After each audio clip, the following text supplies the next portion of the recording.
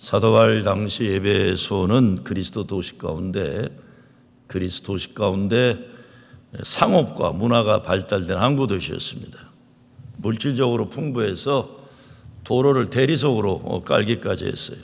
최고 수준의 도서관도 있었어요. 살기 좋으니까 주변 도시 사람들이 찾아오는 도시였습니다.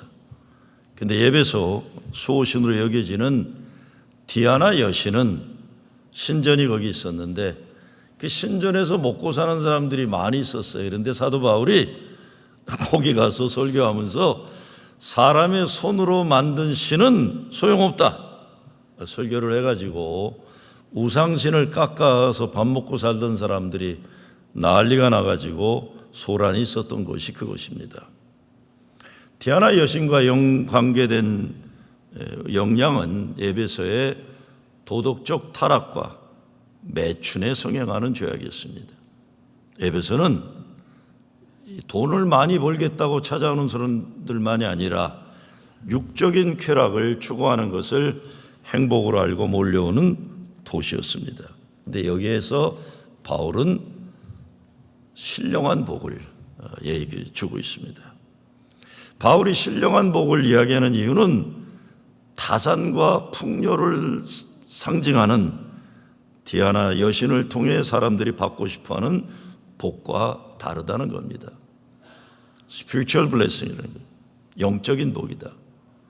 근데 영적인 복이 물질과 육체의 세상이 아닌 다른 어떤 관념적인 세상이 아닙니다. 그러면 영지주의 이단에 빠지죠. 바울이 말하는 영적인 복은 인간이 살아가는 모든 영역에 하나님의 거룩한 뜻이 담겨져 있다는 겁니다. 그래서 1절에서 하나님의 뜻으로 말미암아 그랬어요. 5절에서 그 기쁘신 뜻대로 그랬어요. 조금 아까 우리가 주일학교 학생들, 청소년들 학교 가방 축복한 거 그게 그 예능입니다. 개학하면서 메고 다닐 가방에 있는 것들, 그 책들, 학용품들 이 기쁨의 축복이 되게 해달라는 기도입니다. 친구들, 선생님들 모든 것들에 하나님의 축복이 함께하기를 우리가 기도한 겁니다. 하나님이 뜻하시는 목적을 위해 쓰임받게 하도록 신령한 복을 기도하는 겁니다. 다시 말씀드리지만 신령한 복이라는 게 공중에 붕붕 떠다니는 그런 것들이 신령한 게 아닙니다. 아이들의 연필 속에, 아이들의 마음 속에, 아이들이 만나는 선생님 가운데, 공부 가운데 거기에 신령한 복이 내리기를 바라는 거죠. 그런데 이 3절 말씀을 보면 신령한 복이 하나님이 앞으로 주실 것이 아니라 이미 주어졌다고 말하는 거예요. 시제가 과거형입니다. 하나님의 신령한 복은 우리가 열심히 노력하면 주어질 미래의 것이 아닙니다. 지금 여기에서 이들과 함께 누려야 할 하나님의 축복을 말하고 있는 것입니다. 사도 바울이 에베소 교인들에게 간절히 소원하는 것이 이 신령한 복을 지금 누리며 살기를 바라는 겁니다. 제가 지난주 수요일에서 금요일 아침 비행기를 타기까지 오레곤 산골에 가서 집을 짓고 있는 동생을 만나고 왔어요. 제 동생은 자연에서 사는 것을 좋아합니다. 오레곤도 한인들이 많이 사는 포틀랜드, 오레곤 이런 것이 아니라 제가 가 있는 동안 공항에서까지 동양인을 한 사람도 보지 못하는 그런 동네에 있었어요. 산 중턱에 집을 짓고 있어요. 제가 물어봤습니다. 너 여기에서 뭐하고 살려고 그러냐? 해가 지면 자고 뜨면 일어나고 커피 한 잔 마시고 다람쥐들이 오고 사슴이 기웃거리며 찾아온다고 그래요. 그리고 또 뭐 하려고 있냐?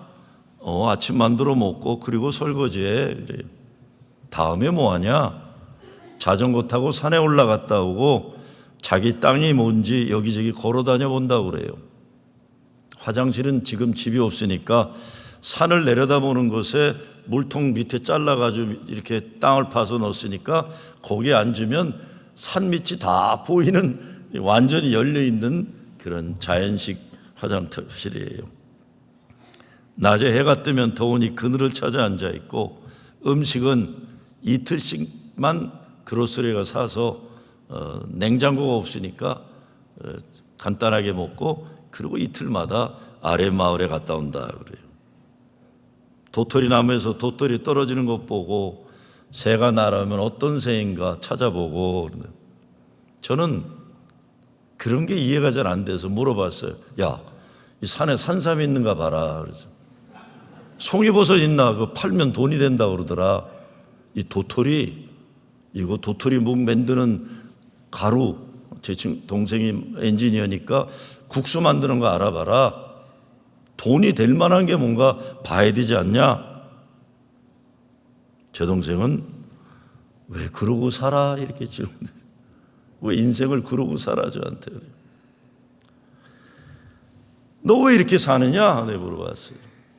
이유를 60몇 년 만에 동생과 이틀간 대화 나눠본 건 처음이었어요. 항상 5분 이상을 대화 나눠본 적이 없어요. 1년에 한 번 정도 만나고. 너 왜 이렇게 사냐? 처음 알았어요. 왜 이렇게 사는지.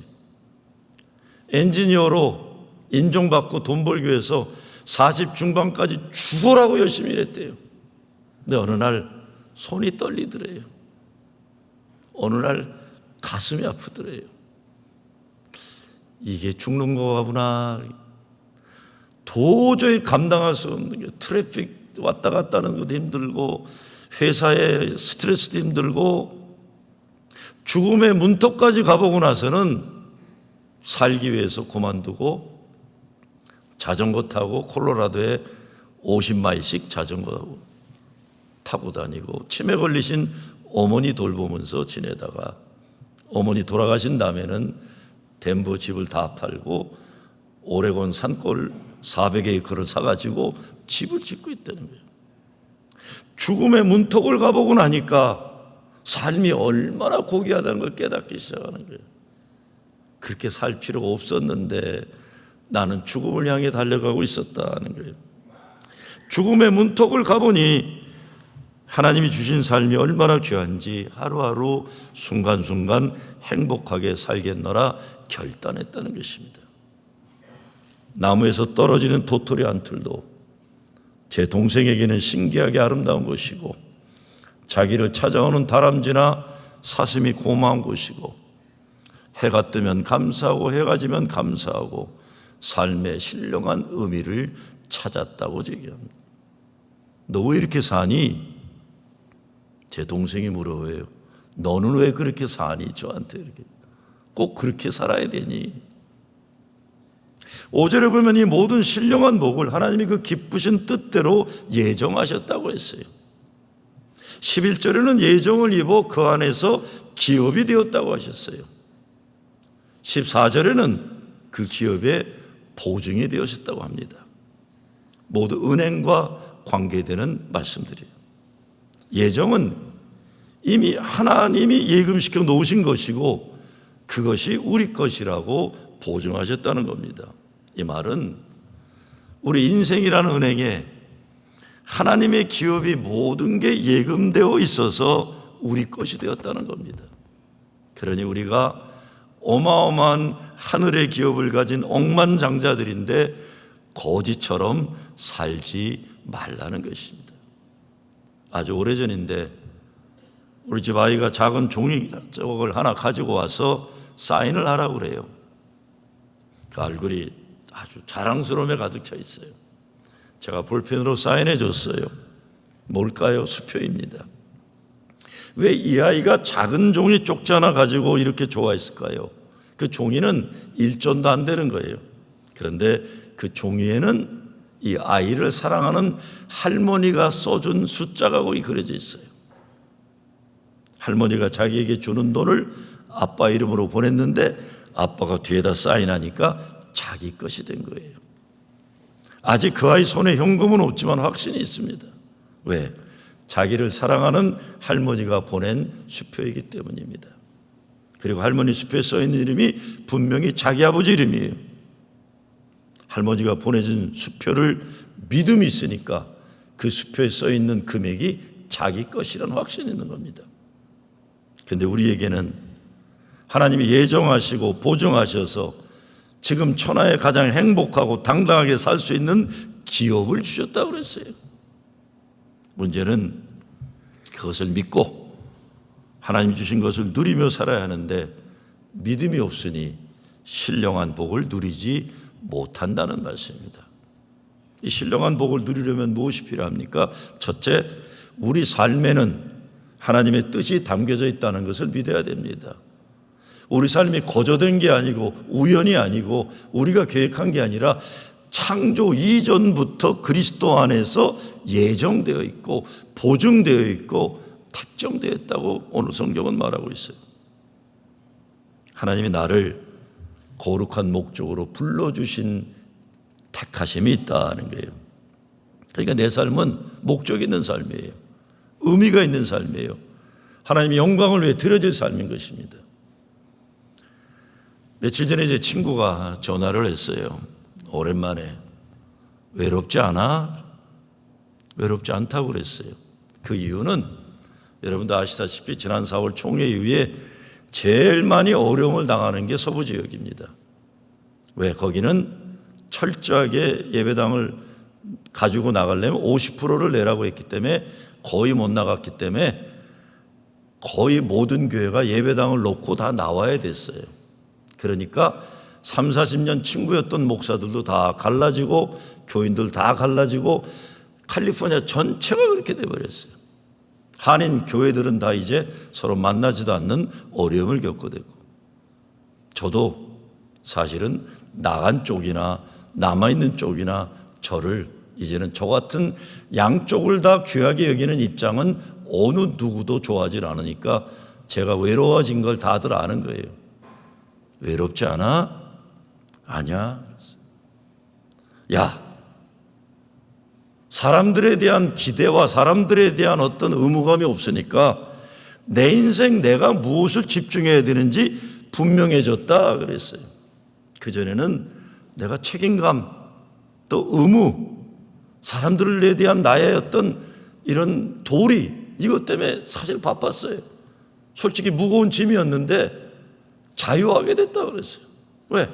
이제는 다 지갈 길 가고 저같이 중간에 있는 사람들은 별로 존중받고 설 자리가 없고 버스 떠난 다음에 대합실에 혼자 남아있는 신세가 된 거 다들 알고 있어요. 외롭지 않아. 나 자신에 대해서도 보다 객관적으로 볼 수 있으니까 감사하고, 내게 남은 시간과 에너지를 낭비할 수 있는 여유가 없기 때문에 절제하고 집중할 수 좋다고 그랬어요. 여러분, 이 책 365일치를 제가 만드는데 고치고 그냥 한 달간 의자에만 앉아 있으니까 솔직히 말씀드리면 뉴욕 더울 때 땀띠가 나고 난리가 났었어요. 그래도 얼마나 좋은지 몰라요. 우리 교회에서 쓸 말씀 묵상 책을 내가 가장 좋은 책을 만들어야 된다는 이것을 집중할 수 있으니까 이제는 괜히 여기저기 남들 만족시킬 필요가 없는 내 목표에 내가 집중해서 여기에 집중하면 된다. 그래, 다행이다. 넌 괜찮니? 난 힘들어. 그 친구는 나갔었기 때문에. 그러니 아무도 없는 데서 혼자 또 고군분투하니까 힘들다. 야, 우리 앞으로 만나자. 전화 끊고 말았어. 정말입니다. 내 삶에 주어지는 모든 것에는 태초 이전부터 하나님이 뜻하신 목적이 있다는 거예요. 한 달 전에 운전하고 가다 전화 만진 거로 경찰 티켓을 받았어요. 하나도 화가 안 나더라고요. 고맙더라고요. 한 주 전에 자동차 사고가 났어요. 경미한 사고지만 지금도 팔이 아파갖고 제가 조금 쩔쩔매고 있어요. 그런데 하나도 화가 나지가 않아요. 왜? 하나님이 저에게 보내신 메시지가 있기 때문에 그래요. 그 메시지가 뭐겠습니까? 운전할 때는 운전만 해라, 이런 메시지. 저는 운전만 하는 적이 없어요. 운전하면서 뭘 먹어야 되고 그 시간에 먹는 시간이에요. 운전하는 시간에 전화도 해요. 운전하는 시간에 노래도 들어야 돼요. 저는 한꺼번에 몇 개를 해야 속이 편한 사람인데 한 달 전 티켓 받은 거나 한 주 전 자동차 사고 난 거나 하나님이 메시지를 보내신 거예요. 너 운전만 해라. 인생에 다 중요한 게 아니다. 20년 전에 새벽 기도 가다 늦어가지고 빨간불을 지나갔어요. 경찰이 따라와요. 왜 빨리 가냐? 새벽 기도 인도하라고 하는데 늦어서 빨리 간다. 그랬더니 저를 이렇게 보더니 목사인 걸 확인하고는 이렇게 얘기해요. 1분 빨리 가다 천당도 빨리 간다 그러더라고요. 천천히 가라. 그러고는 라이센스를 달래야 되는 거 아니에요? 안 달래요. 흑인 경찰이에요. Reverend, can you pray for me? My name is Wally. 뉴욕은 아주 야박해요, 경찰들이. 아직도 요즘 모르지만 조지아는 아직도 경찰들이 목사라 그러면 그래도 사람으로 좀 인정해줘요, 거기는. Can you pray for me? And these are my prayer requests. 자기 기도 제목을 쭉 얘기해요. 제가 기도해 줬어요. 그리고 가는데 지금도 왈리의 얼굴이 생각이 나요. 1 minute fast, you go to heaven early. Don't try to drive too fast. You don't want to go to heaven early. 메시지가 있는 거예요. 그러니까 저는 제 삶에 주어지는 것에 대해서 부정적으로 반응하는 걸 잘 안 합니다. 왜? 그 속에는 메시지가 있기 때문에. 창조 이전부터 뜻하신 거룩한 목적이 내 삶에 있기 때문에 그래요. 두 번째는 신실하게 살아라 그랬어요. 바울은 그리스도 안에서 믿음의 신실한 자들에게 임하는 신령한 복이 풍성한 은혜와 평강이라 그랬습니다. 신실하다는 게 뭡니까?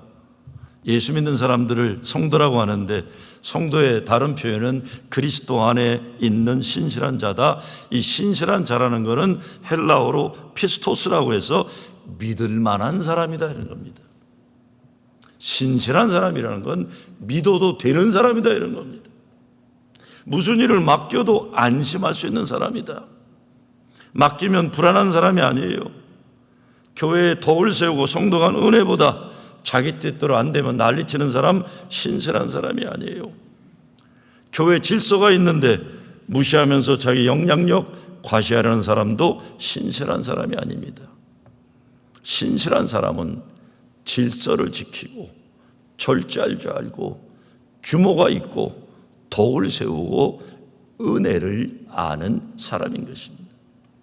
세 번째, 하나님 예정과 택하심을 귀하게 얘기해야 됩니다.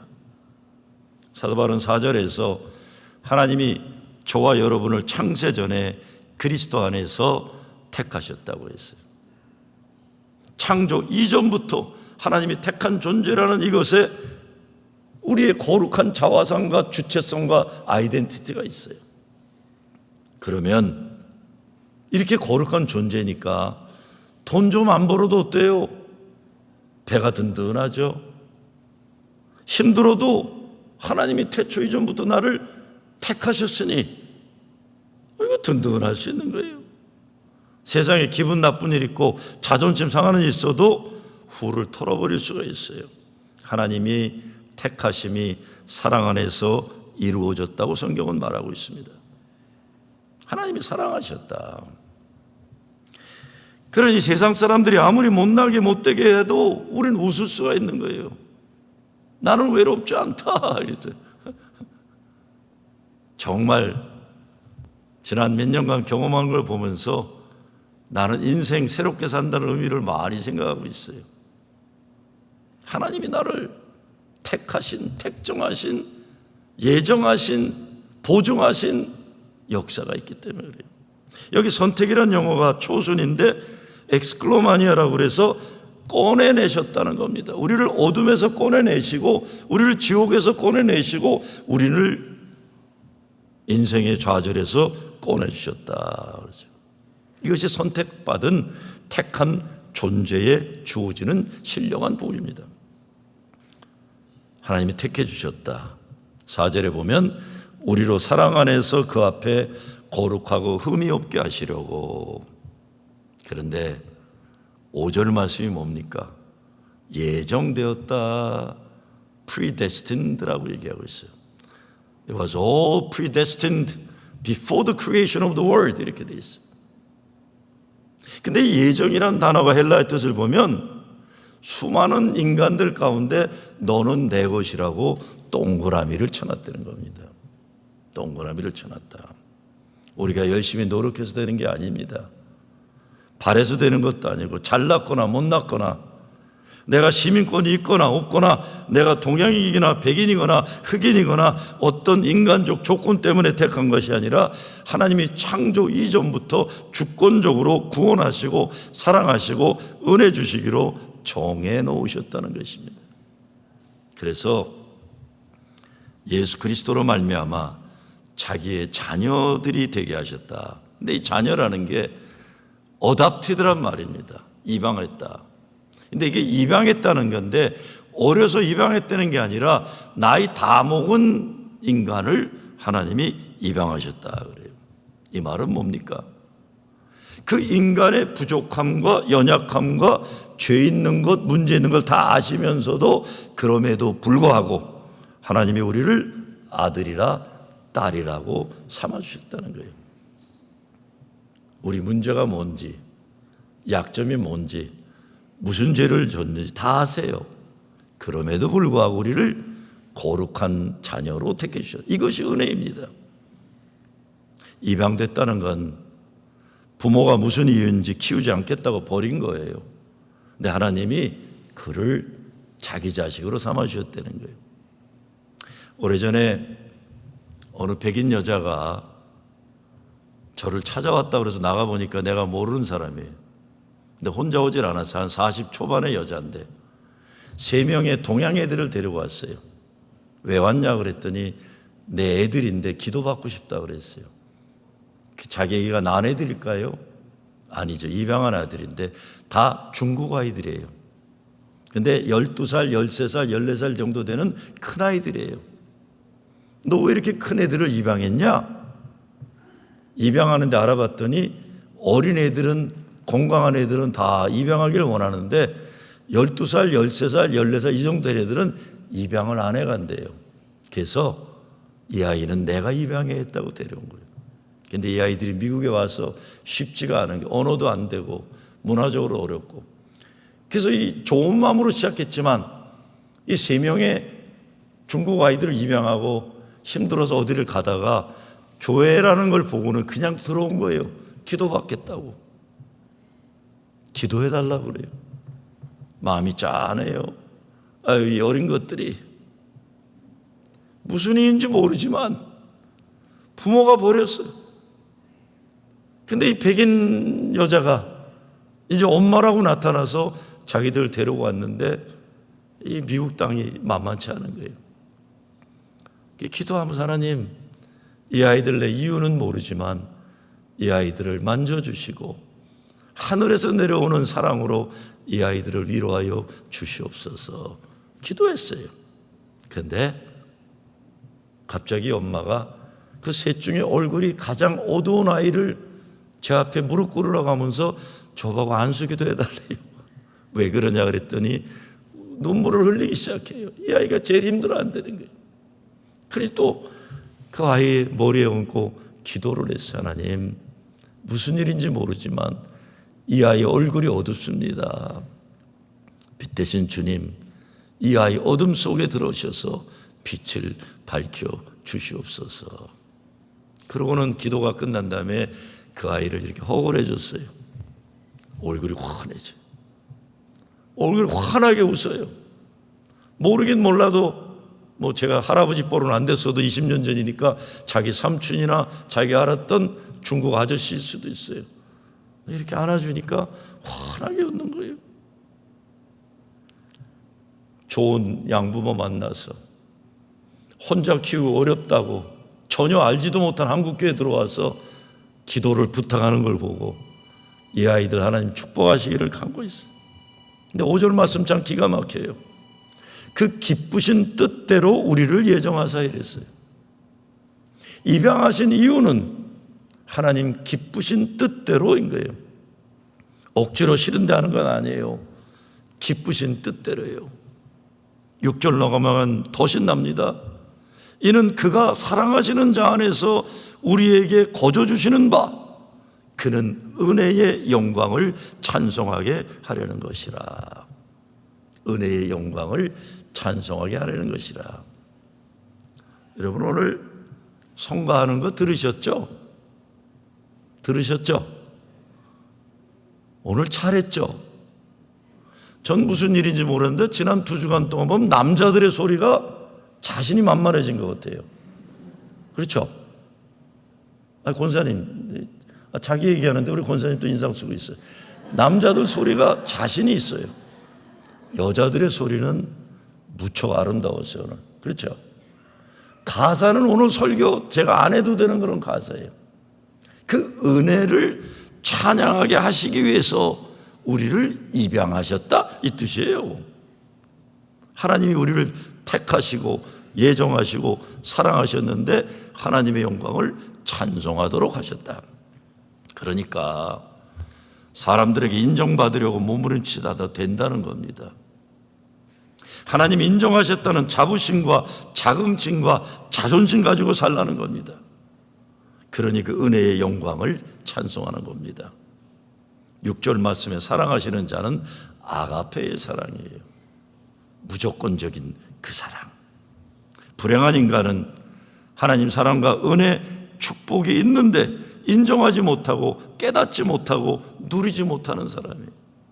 행복의 모든 조건이 주어졌는데도 기뻐하지도 감사하지도 못하고 불행하게 사는 사람들이 있죠. 14절에 보면 이는 우리의 기업의 보증이 되사, 영어로 보면 who is a deposit guaranteeing our inheritance라고 했어요. 하나님이 자신의 모든 좋은 것을 우리 인생 은행에 디파짓 시켜주시고 개런티 하셨다. 그리고 13절에 보면 성령으로 인치심이라고 그랬어요. 그러니까 더 어떡할 수가 없어요. 태초 이전부터 우리를 사랑하시고 택하신 분이 하나님의 모든 기업을 우리 인생에 디파짓 해놓으시고 개런티 하시고 성령으로 인쳐 놓으셨다. 우리 억만장자보다 더 큰 부자들이에요. 하늘의 깨다 우리 것인데. 그런데 이거를 믿지 못하고 사는 거예요. 내가 어떤 존재인지 내 인생이라는 은행에 그 어마어마한 하나님의 것들이 있다는 걸 생각하지 못하고 영적인 거지로 살아가고 있다면 얼마나 불행한 것입니까? 9월 이제 아이들 학교가 시작돼요. 아이들이나 어른들이나 하나님이 나를 축복하시는 하나님이시라는 것을 믿어야만 하는 겁니다. 하나님이 나를 사랑하셔서 내게 하나님의 모든 좋은 것을 주시리라는 믿음을 가지는 거예요. 여러분 생각해 보세요. 초등학교 1, 2학년만 모르지만 4학년, 5학년, 6학년 넘어가 중학교, 고등학교 나오는 애들이 가방 메고 와서 어른들 앞에서 율동한다는 게 얼마나 쪽팔리는 거예요. 그런데 그 아이들이 자라면서 그때는 몰랐어도 야곱의 나무 축복 노래를 그때 그 노래가 이것이었구나. 그때 그 늙은 목사가 기도한 게 이것이었구나. 그때 우리 엄마, 아빠, 할머니, 아저씨들이 손들고 축복한 기도가 그것이었구나. 저는 노래 부르는 애들도 고맙지만 여러분 우리 다 어색하게 짝이 없지만 축복과 사랑이 가정을 뛰어넘어서 존재하는 것은 교회밖에 없어요. 교회밖에 없어요. 자기들을 바라보는 눈길이 인간적인 판단이 아니라 사랑과 은혜의 눈길, 축복의 눈길로 바라보는 건 교회밖에 없는 것입니다. 하나님이 나를 사랑하셔서 내게 하나님의 모든 것을 주셨다는 말씀을 듣고 또 들으면서 아이들은 자라나는 겁니다. 하나님 여러분을 위해 예정하시고 보증하신 신령한 복을 누리고 살아가는 여러분 되시길 주의 이름으로 축원합니다.